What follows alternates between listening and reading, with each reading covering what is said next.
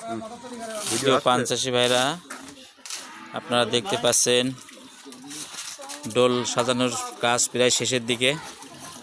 তো দেখেন অবস্থা, ডোলের উপরে 1.5 ডোল।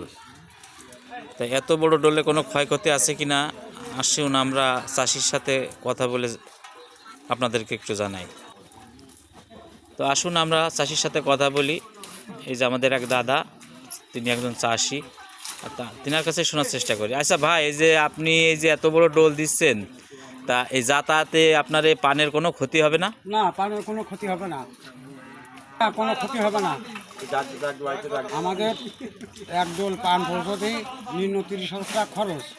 তাই আমরা পানটা এক ডোলের পান 2 ডোলে দেওয়ার জন্য চেষ্টা করছি, তা এতে যেন কোনো ক্ষয়ক্ষতি না হয়। তো আপনারা বুঝতে পারলেন যে এই বিষয়ে যে ডোল, এত বড় ডোল দেওয়ার কারণ, কেননা চাষিদের এক ডোলে খরচ আসে 25 থেকে 30,000 টাকা, যে কারণেই ডোল একটু বড় করে দেওয়ার চেষ্টা করে। তো আপনারা সবাই আমাদের এই ভিডিওটি যদি ভালো লাগে তাহলে অবশ্যই লাইক, কমেন্ট, শেয়ার করবেন, আমাদের পাশে থাকবেন। ধন্যবাদ সবাইকে।